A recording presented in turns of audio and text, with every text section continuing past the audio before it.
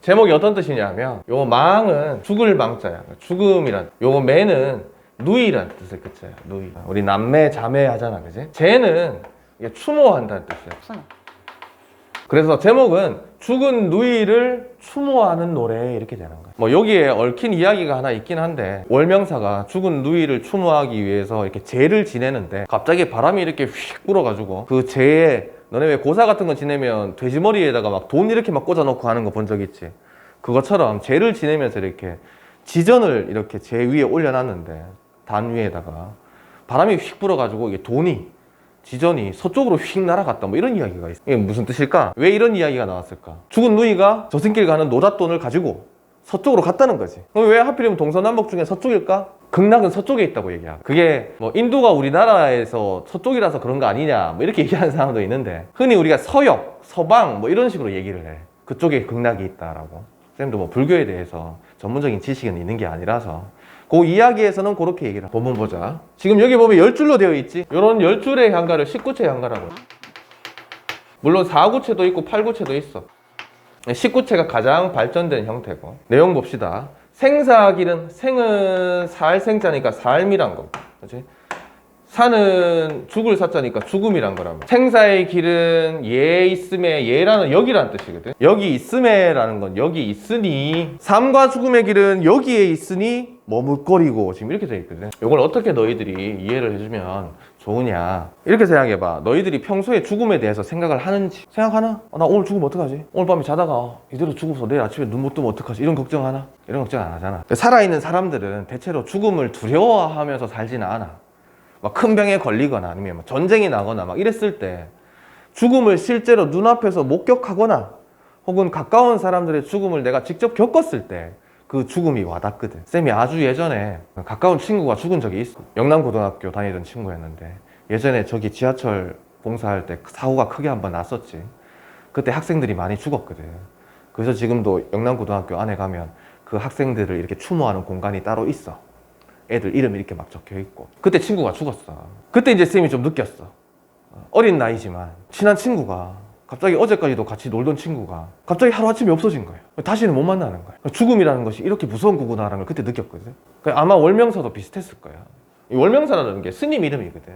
스님이란 말이지. 갑자기 어제까지 아끼고 사랑하던 누이가 갑작스럽게 죽었어. 그때 이제 확 느끼겠지. 사랑하는 누이를 다시는 볼 수 없구나, 이런 생각을 하게 됐겠지. 그래서 이 머뭇거리고는 어떻게 너네들이 이해를 해주면 되냐 하면, 두려워하고 이렇게 이해를 해주면 돼. 죽음이라는 것이 아주 멀리 있는 것인지 알았는데, 나중에 나이 들어서나 죽는, 그지? 그런 건 줄 알았는데, 그 죽음의 길이, 삶과 죽음을 가르는 길이 지금 바로 내게 눈앞에 여기에 있는 걸 확인한 거지. 여기에 있는 걸 확인하니까 죽음이 갑자기 두려운 거야. 계속 읽어볼게. 나는 간다는 말도 못다 이르고 어찌 갑니까? 까지. 간 사람 누구지? 간 사람 누이잖아. 그치? 지금 누이가 죽은 거잖아. 누이를 말하는 거야. 그치? 누이가 하는 말을 좀 인용하는 방식으로 지금 썼다고 보면 되겠지.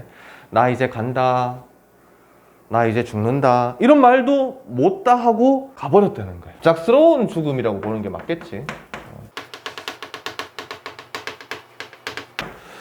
뭐 1년, 2년, 뭐 3년, 4년, 몇 달 동안 뭐 병에 걸려가지고 알아 누웠다가 죽은 게 아니라, 그러면 주변 사람들이 죽음을 좀 준비하거든. 큰 병에 걸려가지고 막 누워있으면 준비한단 말이죠. 근데 멀쩡하다가 그치? 갑작스럽게 죽어버리니까 원망스러운 거야. 어떻게 그렇게 갑자기 죽어버렸냐라고 지금 죽은 누이한테 원망하는 마음을 가지고 있다. 어느 가을 이른 바람에 이에 저에는 여기에 저기에, 이런 뜻이에요. 여기저기에 떨어질 잎처럼 한 가지에 나고 가는 곳은 모른다. 여기까지. 가을이 되면 바람이 불고 나뭇잎이 떨어지지. 그치? 당연한 자연현상이잖아. 그치? 그런 자연스러운 현상을 가지고 와서 지금 누이의 죽음을 표현하고 있는 거거든. 그러면 떨어진 잎은 누굴 비유한 대상? 죽은 누이를 비유한 대상이라고 보는 거 맞겠지? 맞지? 그 잎도 이렇게 매달려 있을 때는 살아있는 거잖아. 우리 나무, 풀떼기, 식물도 살아있다고 얘기하잖아. 그치? 죽어 있는 거 아니잖아. 근데 그 잎이 탁 떨어지면 죽었다라고 표현하는 거지. 그치? 그 잎은 죽은 거지. 근데 바람이 불긴 했는데 그 바람이 너무 빨리 불었어. 그러면 이건 우리가 어떻게 이해할 수 있을까? 누이가 나이가 많이 들어서 죽은 게 아니라 너무 빨리 바람을 맞았다는 거지. 그렇지? 얘는 이른 죽음을 얘기하는 거지. 좀 나이가 어린데 죽는 걸 우리가 뭐라고 부르냐 하면 요절이라고 불러. 요절. 누이가 어린 나이인데 갑작스럽게 죽어버린 거야. 그걸 떨어지는 잎처럼 지금 표현한 거고. 너 혹시 마지막 잎새 이야기 기억나나? 어떤 사람이 이제 죽을 때가 다 돼가지고, 아니 죽을 때가 다 된 건 아니고 병에 걸려서, 폐렴이지. 폐렴 걸려가지고 누워 있었는데 창밖을 보니까 이렇게 나무가, 무성했던 그 나무가 점점 가을이 되어서 잎이 막 떨어지고 막 이러다가 이제 이파리가 점점 수가 줄어들기 시작하는 거야. 그래서 누워 있으면서 그걸 보면서 어떤 생각을 했어? 아, 저 잎들이 다 떨어지면 나도 죽겠구나. 이렇게 생각한 거지. 누이가 떨어지는 잎인 것처럼 자신도 나뭇잎이 다 떨어지는 걸 보면서 나도 저 나뭇잎처럼 언젠간 떨어져 죽겠구나. 그 아래층에 화가가 한 명 살았지. 평소에 행실이 별로 좋지 않던 화가였는데 그 화가가 비바람이 몰아치는 날, 다음 날 되면 마지막 한 잎새 하나가 떨어질 것 같거든. 이 이야기를 들은 거야. 아래층에 사는 걔가. 그래서 어떻게 한 거야? 비바람이 몰아치는 그 밤에 사다리를 타고 올라가서 벽에다가 아주 정교하게 안에서 봤을 때는 잎이 달려있는 것처럼 보이게끔, 잎은 다 떨어졌지 이미, 바람이 불어서 다 떨어졌는데 마지막 잎새를 이렇게 딱 그렸지. 그치? 다음날 아침이 되어가지고 이 폐렴 걸린 얘가 2층에 있던 애가 눈을 딱 떠봤더니 잎이 달려있는 거야. 어젯밤에 그렇게 비가 내리고 바람이 불었는데도 잎이 달려있는 거지. 그걸 보고 다시 이제 삶에 대한 의지를 가지게 된 거지. 이런 이야기잖아. 근데 막상 그 이파리를 그려뒀던, 비바람 맞으면서 이파리 그려뒀던 1층에 있는 그 사내는 죽었지, 폐렴으로. 어렸을 때 한 번쯤 읽어본 적 있을 거야, 그지? 요 밑에는 뭐냐 하면, 쌤이 나뭇가지를 하나 그려볼게, 이렇게. 대충 누가 봐도 나뭇가지인 것처럼 여기에 잎이 이렇게 달린단 말이지. 이렇게 여기도 달리고, 여기도 달리고, 여기도 달리고. 누가 봐도 나뭇잎이지. 이렇게 잘 그린다고? 그지? 여기에는 이제 나뭇잎이 떨어진 거야. 이게 누이야, 누이. 그럼 여기 매달려 있는 잎은 누구라고 볼 수 있겠어? 아직 떨어지지 않은 나라고 볼 수 있겠지. 그러니까 이 나든 누이든 둘 다 이파리란 말이야. 이 두 이파리는 어디서 난 거야? 같은 가지에서 지금 태어난 거란 말이야. 그게 여기야. 한 가지에선 났단 얘기지. 그렇지? 그래서 이 가지는 뭐라고 볼 수 있는 거야? 우리를 낳아준 부모라고 볼 수 있는 거지. 가지에서 잎이 이렇게 돋아났으니까, 부모가 자식을 만들었으니까. 이 한 가지는 한 부모라고 볼 수 있는 거고, 같은 부모 밑에서 태어난 나뭇잎들. 가는 곳은 모론저라는 게, 모론저 할 때 모르는구나 이렇게 생각합니다. 모르는구나. 탄식하는 거야. 그러니까 이 이파리가 어디에서 왔는지는 알아. 그렇지? 우리가 어디에서 왔는지는 안다고. 근데 죽고 난 다음에 바람이 휙 불어가지고 이 나뭇잎이 바람이 날려서 어디론가 날아가 버렸다는 거지. 그렇지? 어디로 가는지 아나 모르나? 모르잖아. 그렇지? 허무하지. 그렇지? 이제까지 뭐 열심히 이렇게 저렇게 사람들이랑 어울리면서 살았는데 하룻밤 만에 딱 죽었는데 그 다음부터는 어디로 가는지 어디에 있는지 알 수가 없게 되는 거야. 허무하다는 거지. 여기서 지금 느끼는 게 뭐냐 하면 인생은 허무하다. 인생은 허무한 것이다. 이렇게 얘기합니다. 이런 걸 표현하고 있는 거죠. 어디로 가는지 알면은 뭐 내가 죽은 누이가 어디로 갔는지를 알면 뭐 따라갈 수라도 있을 텐데, 그렇지? 어디로 갔는지도 알 수 없고 갑자기 사라져 버리는 거거든. 너희 영화나 드라마, 특히 영화 같은 거 볼 때 마지막에 주인공이 이렇게 저렇게 하다가 마지막에 어디로 갔는지 몰라. 어떻게 됐는지 몰라. 어느 순간 갑자기 사라져. 영화 엔딩 크레딧이 막 올라가. 허탈하나. 엄청 허무하지. 너네들 열린 결말 싫어하잖아. 뭔가 딱 이렇게 마무리를 딱 지어주는 걸 좀 좋아하잖아. 안 그러면 괜히 궁금하고 막 이렇잖아, 그지? 그 감독이 의도한 거긴 한데.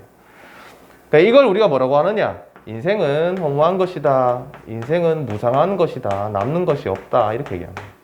지금 인생 무상을 표현하고 있는 거야. 사랑하던 누이가 죽고 나니까 삶의 의미를 잃어버렸다고 볼 수도 있는 거지. 그렇다고 해서 뭐 자포자기하는 거 아니지. 알겠지? 누이가 죽고 나서 사라져버리고 없으니까 허무하다 이렇게 얘기하는 거야. 요 끝에 아는 감탄사야.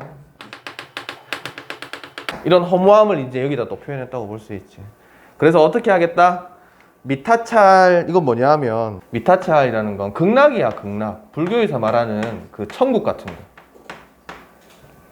아미타불이 있다는 그 미타찰인데, 뭐 기독교로 치면 천국 같은 곳이고, 신선들이 사는 뭐 무릉도원 같은 곳.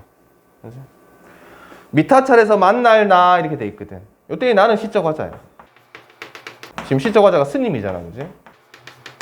누구를 만나냐 하면 누이를 이렇게 의미상 여기 누이를이 들어가 있는 게 맞아. 미타찰 가면 누이를 만날 수 있다는 거야. 지금 시적 화자는 어떻게 생각하는 거다? 누이는 죽어서 어디에 가 있다? 미타찰에 가 있다. 극락에 이미 가 있다라고 생각하는 거지. 쌤이 아까 요 배경 얘기를 해줬지?